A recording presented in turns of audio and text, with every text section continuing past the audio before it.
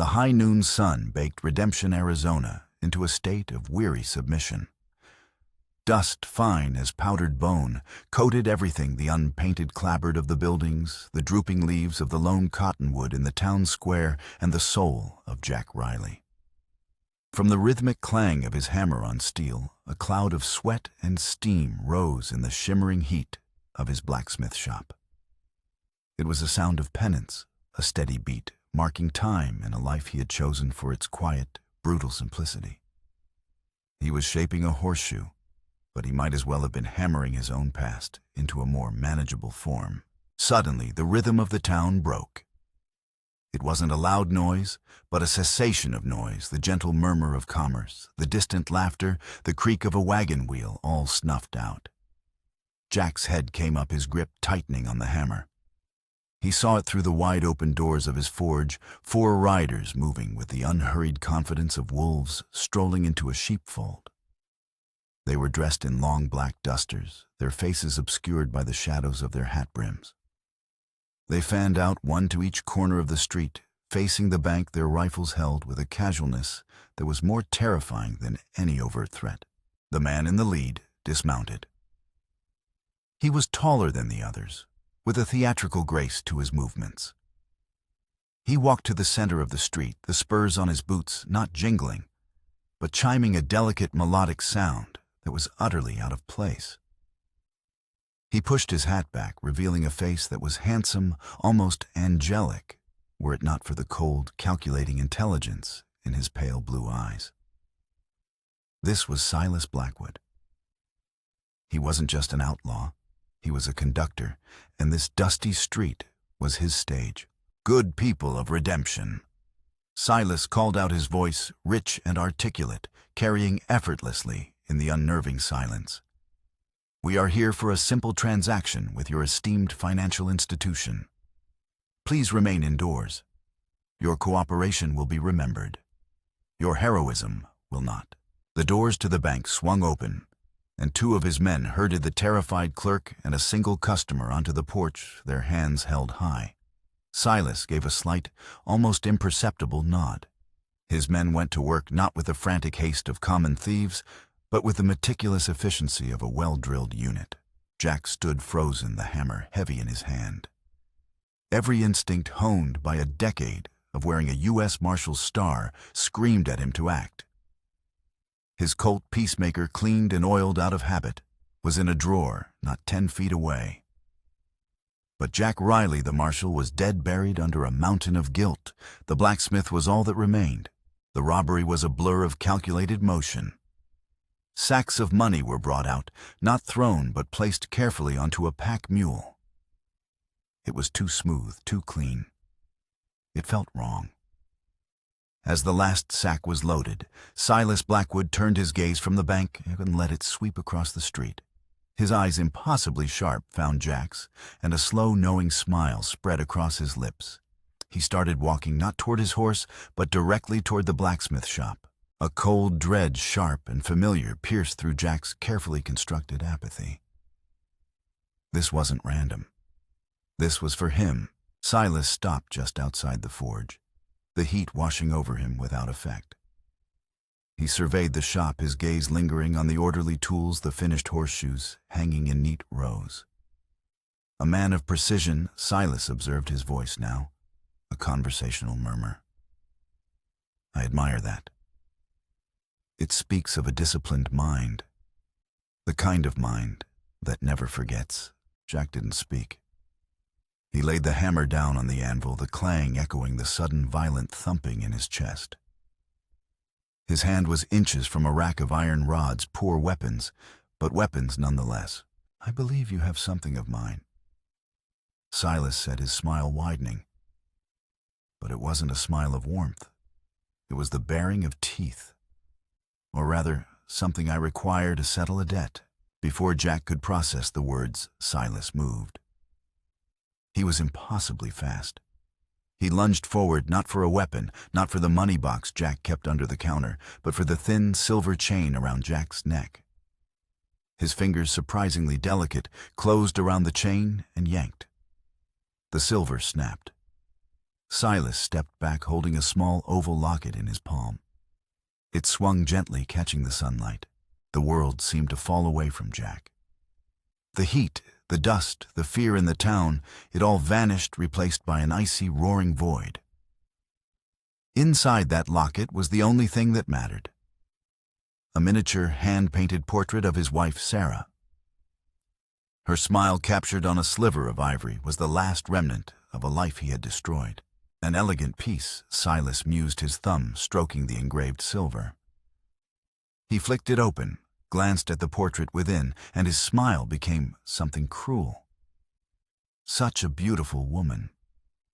A shame her husband couldn't protect her from his own world.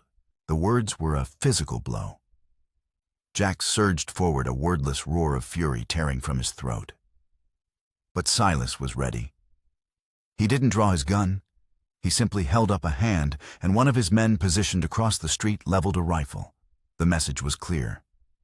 Any move, and the town would pay. Patience. Marshal Silas said, his voice laced with mocking pity. He snapped the locket shut and tucked it into his waistcoat pocket. This is merely the prologue. The story is just beginning. He turned and walked back to his horse, with the same unhurried grace, mounted, and gave a final sweeping glance to the terror-stricken town. Remember this day, redemption. Remember it as the day justice returned to the West, with a final chilling smile aimed directly at Jack Silas Blackwood. And his men spurred their horses and galloped out of town, leaving behind a robbed bank, a terrified populace, and a man whose soul had just been stolen. Jack stood, trembling his hand, clutching the empty space on his chest where the locket used to be. The quiet life was over. The ghost he had tried to bury had just been violently resurrected. The dust settled, and the silence that followed was heavier, more profound than before. Jack Riley, the blacksmith, was gone. In his place stood a man, with nothing left to lose, a man, reborn in the fires of a loss he could not bear a second time. As night fell, the desert air cooled, but the heat inside Jack's forge remained. He didn't light the lamps. He worked by the dying orange glow of the coals, moving with a grim, relentless purpose. The sounds were different now. The measured, rhythmic clang of the blacksmith was replaced by the sharp, metallic clicks of a gunsmith. He broke down the Colt Peacemaker, its familiar weight, a comfort and a curse in his hands. Each component, the cylinder, the barrel, the trigger mechanism, was cleaned, oiled, and inspected with an obsessive focus that blocked out the rest of the world. His workshop, once a sanctuary of simple labor, now felt like a tomb filled with ghosts. Every object held a memory of Sarah. The sturdy oak chair in the corner was one he'd made for her, so she could sit and read to him while he worked. The faded calico curtains on the small window were her choice, a splash of color in his world of iron and soot. He had built this life as a fortress to keep the past at bay. But Silas Blackwood had breached its walls with a single, contemptuous act. His fingers brushed against a small cedar box tucked away on a high shelf. He hesitated, then reached for it.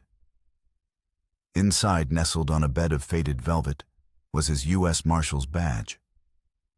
It was tarnished, the silver star dulled with disuse. He picked it up, its weight a familiar burden.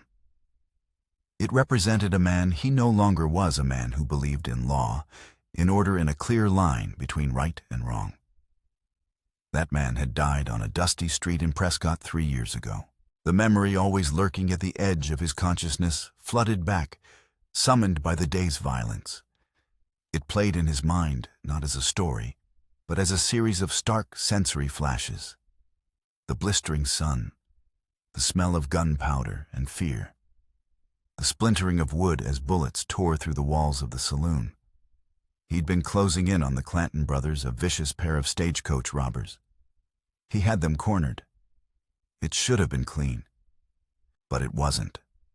A stray shot, his shot had gone wide. He remembered the sound, a sickening thud, followed by a woman's scream. And then he saw him. A young man, a bank teller named Daniel, caught in the crossfire as he ran for cover. He was lying in the street, his eyes wide with shock and disbelief, a crimson stain spreading across his simple white shirt. Daniel hadn't been a gunslinger or an outlaw. He was just a man in the wrong place at the wrong time. A life extinguished by Jack's mistake. The Clantons were caught, justice was served, and the official inquiry had cleared Marshal Riley of any wrongdoing. A tragic accident, they called it. A risk of the job. But the words were hollow. He saw Daniel's face in his dreams. He saw the accusing eyes of the young man's family at the funeral. He saw the look in Sarah's eyes, not of blame, but of a deep, sorrowful understanding that broke his heart more than any accusation could. She knew that the bullet had killed a part of him, too. He had resigned his commission the next day, turning his back on the law he no longer felt worthy to uphold. They had moved to redemption, to start over, to build a life where his hands created things instead of destroying them. For 2 years, it had almost worked. Sarah had brought light and warmth back into his world. Her laughter was the only music he needed. She loved the desert, its stark beauty, its resilience. But she wasn't resilient enough. A fever swift and merciless took her a year ago. He had buried her on the hill overlooking the town, and with her he had buried the last of the man he used to be. The locket was all he had left of that light, a tangible piece of the love that had saved him. And now Silas had it. Such a beautiful woman. A shame her husband couldn't protect her. Silas's words echoed in the darkness of the forge. He wasn't just a thief. He knew. He knew about Sarah. He knew about Jack's past. This was a reckoning. The stolen money was a prop. The locket was the message. Jack finished reassembling the Colt, its action now smooth as silk. He spun the cylinder, the soft click, click, click, a final deadly confirmation. He stood and walked to the door of his forge, looking out at the star-dusted desert stretching to the horizon. The landscape was vast, unforgiving, a place that could swallow a man whole. Somewhere out there, Silas Blackwood was riding, holding the last piece of Jack's heart. The heat of the desert was different from the heat of the forge. It was a dry, oppressive presence that shimmered on the alkali flats, like a phantom lake promising relief but offering only desolation. Towering sandstone buttes, their fiery red faces carved by 1,000 years of wind, watched his passage like silent ancient gods. For 2 days, Jack rode his world narrowed to the tracks left by Silas's gang. They were arrogant, making no effort to hide their trail, as if they wanted him to follow. He was a different man in the saddle. The blacksmith stoop was gone, replaced by the straight-backed posture of a lawman. His eyes, no longer downcast, scanned the horizon, reading the subtle language of the land, a displaced stone, a bruised sprig of sagebrush, the distant circling of vultures. This was a part of him he had tried to kill, but it was as natural as breathing. The first sign he was on the right path came at a dried-up watering hole. He found the remains of a campfire and, half buried in the sand, a single expensive cigar butt. It was a brand favored by high-stakes gamblers and city politicians, not common outlaws. It was Silas's mark, a piece of his theatrical persona left behind as a calling card. He pushed on his only companions, the rhythmic creak of his saddle leather and the ghost of Sarah's smile. He ate little, slept less. The pursuit was a fire in his gut, consuming everything but the singular burning need to get his locket back. It wasn't just about the portrait. It was about honor. Not the honor of a marshal, but the honor of a husband. He had failed to protect her in life. He would not fail to protect her memory in death. Sheriff Miller had stood in the doorway of the forge as Jack saddled his horse. Miller was a good man, young and earnest, with a belief in the letter of the law that Jack had once shared. "Don't do this, Jack," he'd pleaded. "Let the law handle it. A posse is being formed. We'll send out wires." Jack had finished cinching the saddle, his movements precise and final. He didn't look at the sheriff. He looked at the empty street where Silas had stood. He pulled his hat down low, his face a mask of grim resolve. "He took something of mine." Jack set his voice a low gravel. The words were simple, but they carried the weight of a sacred oath. He swung himself into the saddle, turned his horse's head south, and rode out without a backward glance, leaving the young sheriff in the town of redemption behind. He was no longer taking the law into his own hands. The law had ceased to matter. This was personal. On the third day, he found the town of Jericho. It was a small, dusty outpost that had seen better days, a single street lined with sun-bleached buildings. As he rode in, he saw the familiar signs of Silas's passing. The door of the express office hung from a single hinge, and a small crowd was gathered outside, their faces a mixture of fear and bewildered anger. Jack dismounted and pushed through the crowd. The office was in a state of controlled chaos. The safe was open and empty, but nothing else was disturbed. The telegraph machine was smashed, a practical move to delay the news. He saw the agent, a man with ink stains on his fingers and terror in his eyes, talking to a grizzled old prospector. Jack approached the old-timer, whose name he learned was Elias. Elias had a long white beard stained with tobacco juice and eyes that had seen too much of the desert sun. They came and went like a whirlwind. Elias set his voice a folksy rasp. The tall fella, the one with the fancy talk, he didn't seem too interested in the money. He spent most of his time in here talking to the agent. Jack turned to the agent.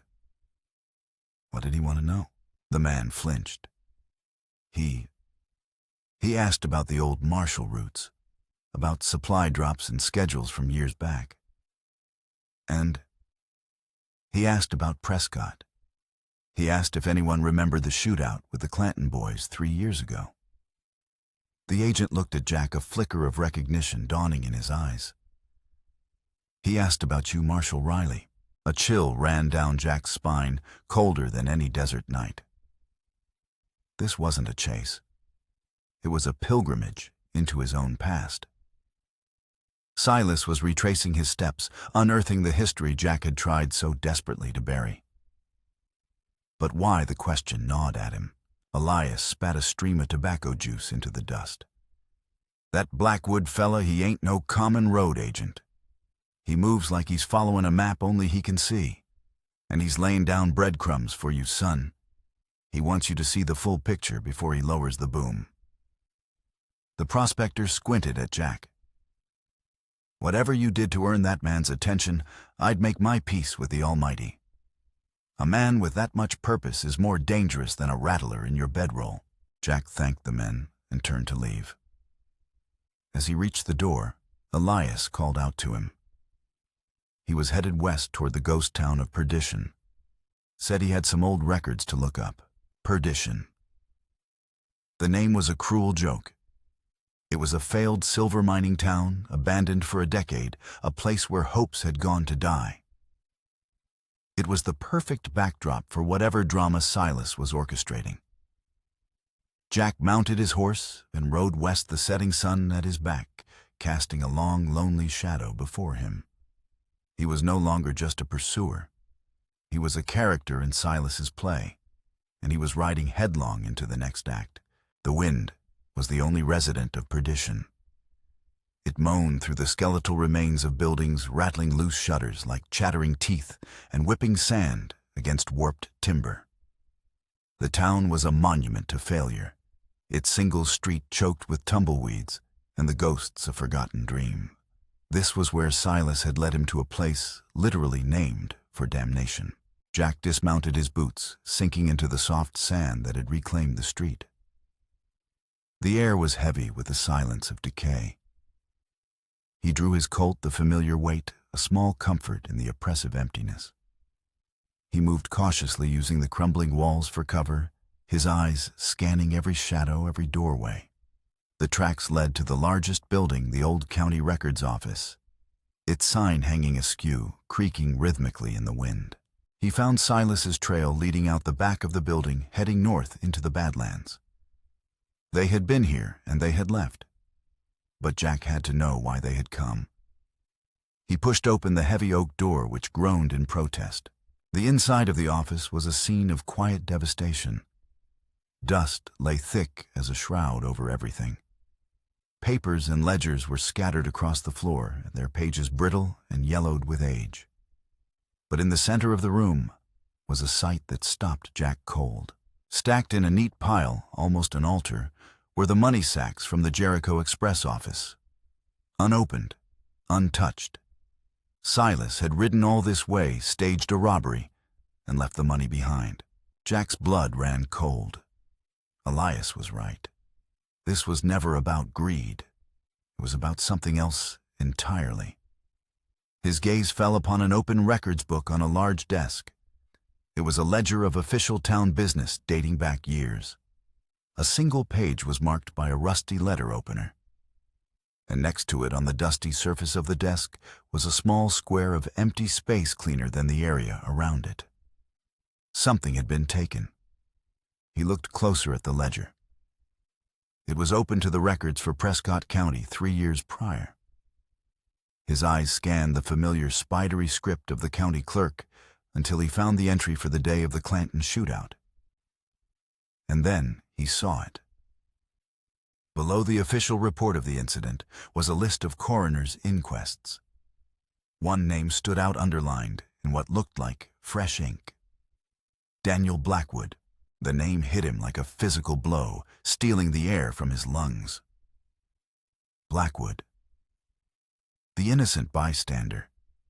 The young bank teller he had accidentally killed. His name was Daniel Blackwood. It all crashed into place with the force of a landslide. Silas Blackwood. Daniel Blackwood. They were brothers. The meticulously planned robberies, the theatrical pronouncements, the taunts, the journey into his past. It was all a twisted monument to Daniel's death. Silas wasn't a thief. He was an avenger. He was systematically destroying Jack's life, not by killing him, but by forcing him to relive his greatest failure to walk the stations of his own personal cross. And stealing the locket.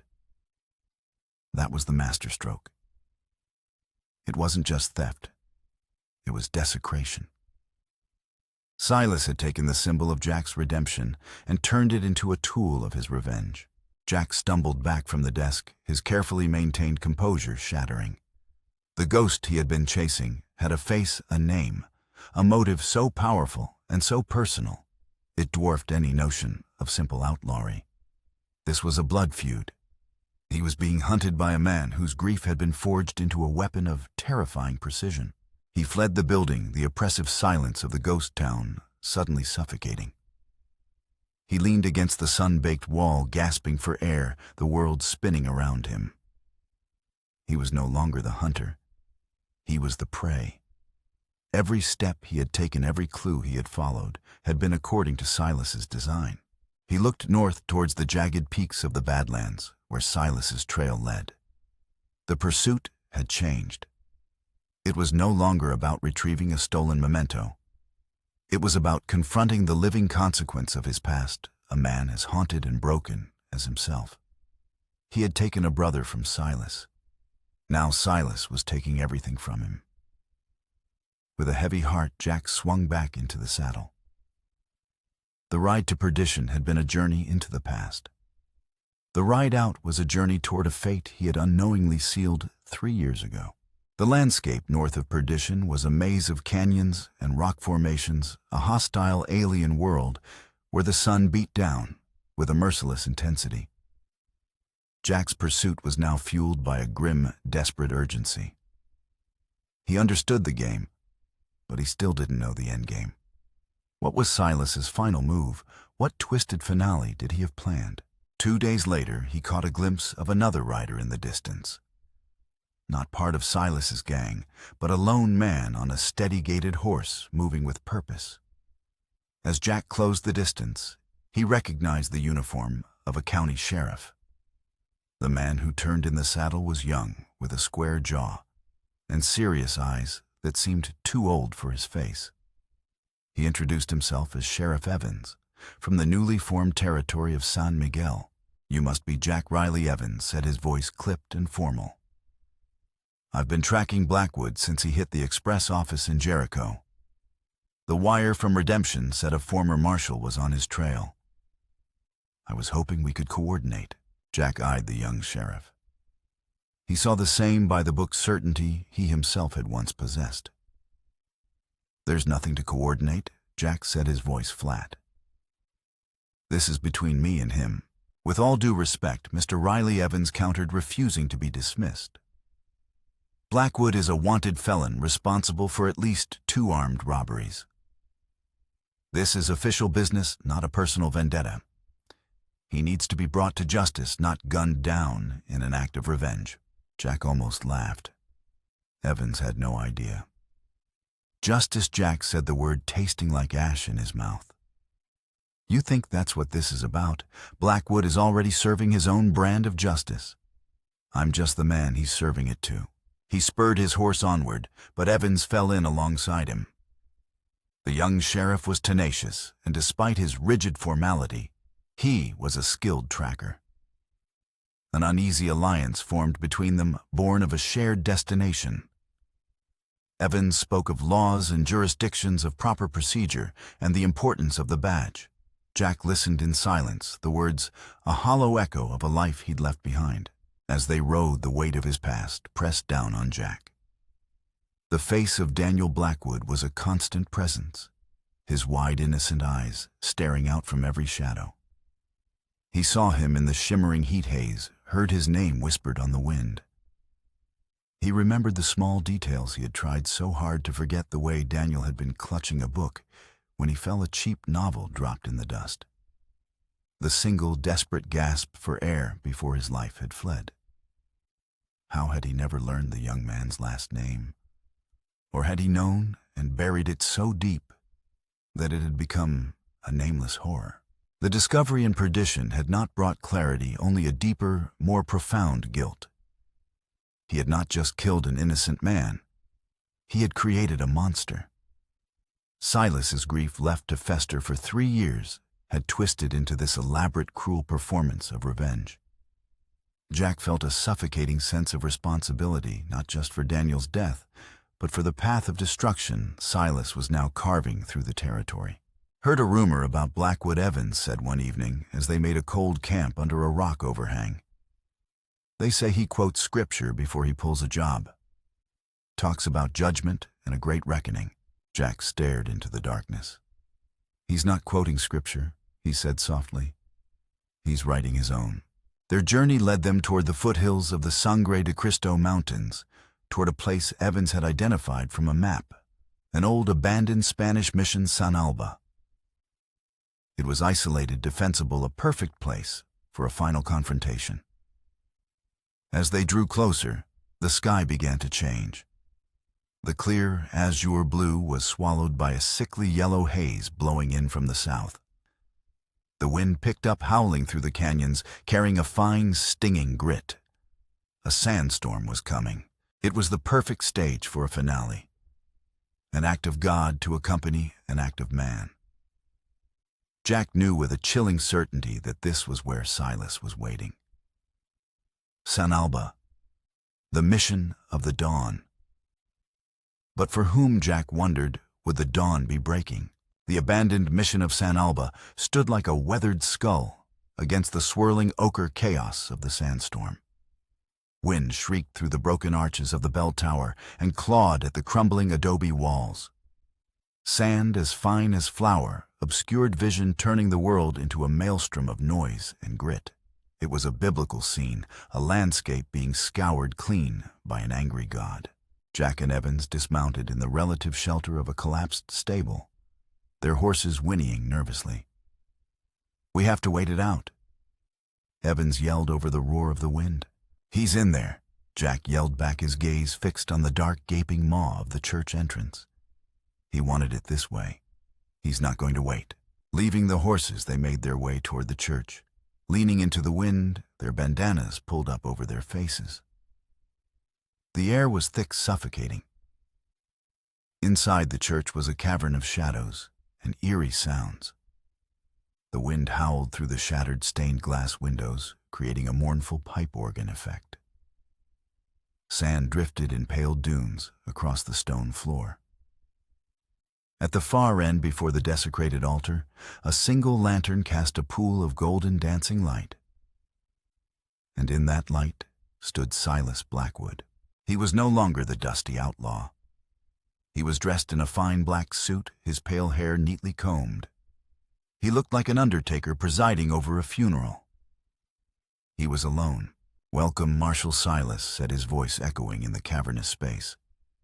He sounded calm, almost serene.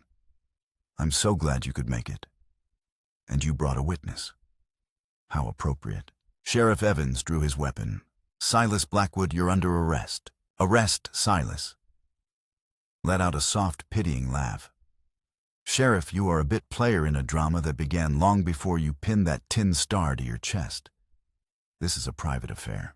As he spoke, two of his men emerged from the shadows of the choir loft above, their rifles leveled. Another stepped out from behind a crumbling pillar near the entrance, cutting off their retreat. They were trapped.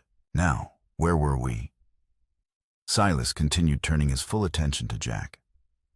Ah, yes. The final act. He reached into his waistcoat and produced the silver locket. It glinted in the lantern light. He held it up for Jack to see. A beautiful thing. A symbol of a life you built on the ashes of another. "Give it back, Silas," Jack said, his voice low and steady. He kept his hands away from his gun, his body poised. "In due time," Silas replied. He gestured to Sheriff Evans. "Your friend here believes in the law. Let us have a trial. Let's present the evidence." He began to pace before the altar, his movements as fluid and practiced as a seasoned actor on a stage. "The evidence begins 3 years ago in Prescott." Silas began, his voice taking on the cadence of a prosecuting attorney. A U.S. Marshal celebrated for his nerve and his quick draw corners a pair of wanted men. A gunfight ensues, and in the chaos, an innocent man is shot down in the street. A tragic accident, the official report calls it. But was it? His pale blue eyes bored into Jack. "My brother Daniel was not a brave man. He was a good man. He loved books more than money and quiet evenings more than loud saloons. He was studying to be a teacher. He saw the gunfight start, and he did what any sensible person would do. He ran. He ran for cover. But you, Marshal, you kept shooting into a crowded street. You were so consumed by your hunt, so blinded by your own glory, that you never saw the life you were extinguishing." Jack felt every word like a lash. He could see it just as Silas described it. His own recklessness, his pride. You never even learned his name. Silas hissed, his composure cracking for the first time, revealing the raw, bottomless grief beneath. "You walked away cleared of all wrongdoing and went on with your life. You built a new one with your lovely wife while my mother's heart broke. While my father drank himself into an early grave. You buried your mistake, Jack. But I dug it up." Suddenly, Silas's demeanor shifted back to one of chilling calm. He pulled Evans forward, shoving the young sheriff to his knees and pressing the barrel of a derringer to his temple. "And now the sentencing. I have spent 3 years planning this moment. I have destroyed your peace. I have desecrated the memory of your wife.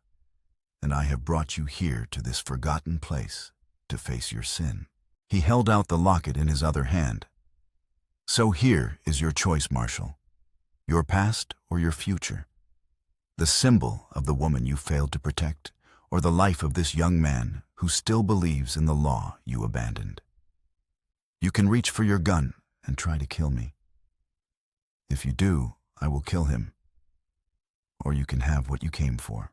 He tossed the locket onto the sand-dusted floor. It landed halfway between him and Jack. "Pick it up. Take your precious memory and walk out of here. Leave him to his fate. Choose the ghost you love over the man you have a duty to save. Show everyone the kind of man you truly are."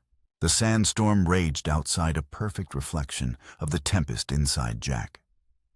The locket lay in the sand, a silver beacon of his past, of Sarah, of the love that was his only salvation. Evans knelt, his eyes wide with fear, but also with a defiant belief that Jack would do the right thing. This was the test. Silas's final perfect agonizing revenge. Not just to kill Jack, but to force him to damn his own soul first. To make him choose his selfish grief over his duty. In that moment, Jack saw the entire tragedy laid bare. Two men destroyed by one bullet. One consumed by guilt, the other by grief. He looked at the locket, then at Evans. He saw Daniel's face, not with accusation, but with a kind of sorrowful plea. He saw Sarah's smile not as a memory to be clutched, but as a standard to live up to. She wouldn't have wanted him to choose a memory over a life. Slowly, deliberately, Jack lowered his hands, palms open, showing he was no threat. He took a step forward, not toward the locket, but toward Silas. "You're right, Silas," he said, his voice clear and steady above the wind. "I was reckless. I was proud. And your brother died because of me. Nothing can change that. I've lived with it every day since. But killing him," he nodded at Evans, "won't bring Daniel back. It will only make you the monster you think I am." He took another step. "Let him go. This is between us. It always has been." For a moment, Silas hesitated. Jack saw a flicker of the man. He might have been the grieving brother before the mask of the Avenger slid back into place. "A noble speech," Silas sneered. "But it's too late for nobility." And in that instant of hesitation, Jack moved. He didn't draw. He kicked a loose floor stone, sending a shower of sand and grit straight into Silas's eyes. Silas flinched, his grip on Evans loosening for a fraction of a second. It was all Evans needed. The young sheriff dropped and rolled, scrambling for cover. The church erupted in gunfire. The men in the loft opened fire, their shots splintering the old pews. Jack dived behind the stone altar, his Colt finally in his hand. He fired 2 shots toward the loft, not to kill, but to suppress, to buy them time. The lantern was hit, plunging the church into a maelstrom of shadows and muzzle flashes. The sandstorm outside provided the only light, casting eerie, strobing silhouettes through the broken windows. It was a fight in a hurricane, a battle at the end of the world. Jack and Evans were pinned down, fighting for their lives, against a man who had planned for every contingency, but one that Jack Riley would finally choose redemption over grief. The shootout in the storm-lashed church was a chaotic symphony of thunderous gunshots splintering wood and the ceaseless howl of the wind. Muzzle flashes provided the only clear sight, brief, violent illuminations in the swirling darkness. Jack fought with the cold precision of his martial days, his movements economical, his shots carefully placed. He wasn't the haunted blacksmith anymore. He was a man with a purpose, protecting the life he had chosen over his own past. Sheriff Evans, despite his youth, proved to be a steady and capable fighter. He laid down covering fire, while Jack maneuvered the 2 men, communicating with hand signals and shouted words snatched away by the wind. They worked their way down the side of the nave, using the thick adobe pillars for cover, taking out Silas's men one by one. The final confrontation was, as Silas had intended, just him and Jack. Silas stood near the church entrance, a silhouette against the raging, sand-filled tempest outside. He was wounded, a dark stain spreading on his shoulder, but his eyes burned with an undiminished, feverish intensity. "It didn't have to be this way, Riley," he screamed over the storm. "You could have walked away. You could have let justice be done." "This isn't justice, Silas. It's just more grief," Jack yelled back, his own voice raw. He had a clear shot, but he hesitated. Killing Silas felt like compounding the original tragedy, like killing the last piece of the brother he had already wronged. That hesitation almost cost him his life. Silas raised his pistol, but before he could fire, Sheriff Evans, flanking him from the side, fired his own weapon. The shot struck Silas in the chest.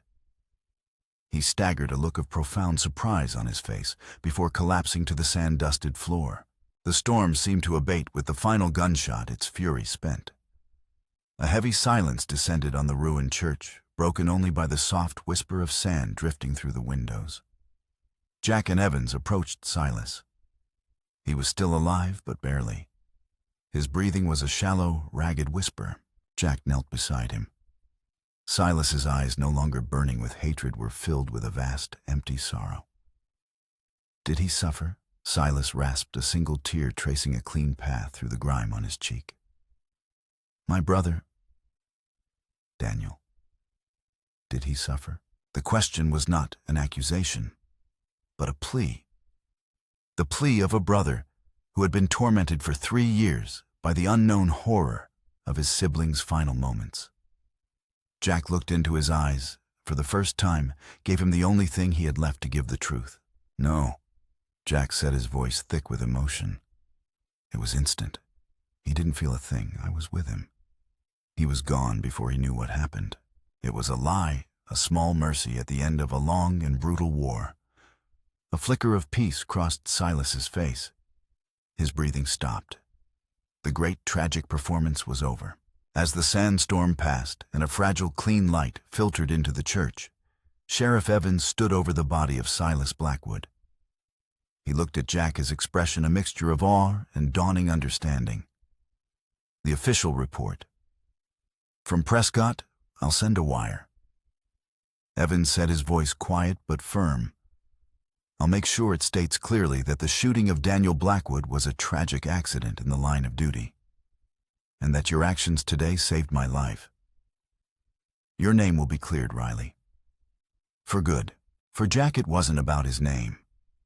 It was about his soul. Evans' words were not an absolution, but they were a start.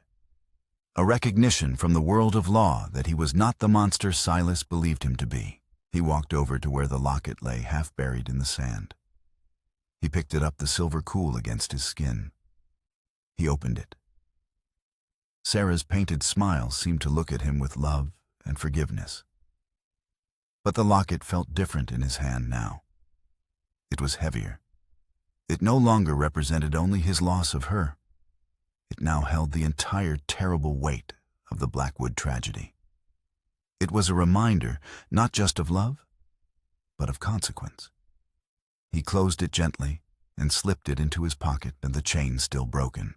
The journey back from San Alba was quiet and somber. They brought Silas's body with them, a final sad duty. When they parted ways, Sheriff Evans offered his hand. The West could still use men like you, Riley. Jack simply nodded the compliment, landing on a man still too raw to accept it. He rode alone back toward redemption, the desert landscape seeming less hostile now, more peaceful. The weight of his guilt hadn't vanished, but it had changed. It was no longer a crushing burden that pinned him to the past, but a scar that he would carry a part of the man he had become. He didn't ride directly into town. He tethered his horse at the base of the small hill and walked up the winding path to the single weathered cross that marked Sarah's grave. The sun was setting, painting the sky in hues of soft pink and deep purple. A gentle breeze rustled the dry grasses. He stood before the grave for a long time, the silence a comfortable companion. He took out the locket and held it in his palm, its silver surface glowing in the fading light. For a year, this object had been his anchor to the past, his reason for living a half-life. He had pursued it across the desert, ready to die for it. Now it was just a thing, a beautiful, sad thing. He didn't leave it on the grave. That would be like burying her all over again. Instead, he knelt and placed a single resilient desert wildflower he had picked on the journey at the base of the cross. A symbol of life, not of loss. Then he took the locket and, using a small tool from his pocket, painstakingly repaired the broken chain. He fastened it around his neck. He would wear it not as a shrine to what was lost, but as a reminder of all that had happened, good and bad. He was integrating his past, not erasing it. The following week, the town council led by Sheriff Miller formally approached him. They presented him with a polished silver star, his old rank, Marshal of Redemption. "We need you, Jack," the mayor said. "This town needs a man of your experience." Jack looked at the star, then at the faces of the townspeople. He saw their hope, their trust. A year ago, he would have recoiled from it. Now he felt a quiet sense of gratitude. But he shook his head, a faint, weary smile on his lips. "Thank you," he said, his voice clear and steady. "But that man is gone. My time with a gun is over." He looked toward the small one-room building at the end of the street. The schoolhouse. It had been Sarah's dream to see it rebuilt, to fill it with books and the sound of children learning. But there are other ways to build a town. The bank money from Jericho recovered from perdition had been returned to the territorial authorities. As there were no claimants, the express office having been fully insured, it was placed in a holding fund. Jack, with Sheriff Evans' help, petitioned for the money, not for himself, but for redemption. His final act of redemption was not one of violence, but of creation. He used the outlaw's spoils to fund the new schoolhouse. He worked on it himself, his hammer now ringing with the sound of construction, not of penance. He was building a future not just for the town, but for himself. He was honoring Sarah's memory, and in a way, he was honoring Daniel Blackwood's too, the young man who had wanted to be a teacher. It was a small, quiet atonement, a way of bringing life from death. He was no longer Marshal Jack Riley, the haunted lawman, nor Jack Riley, the grieving blacksmith. He was just Jack, a man who had faced his ghosts and found a fragile peace on the other side. He had found his own kind of redemption, not in a town's name, but in his own quiet, deliberate choices.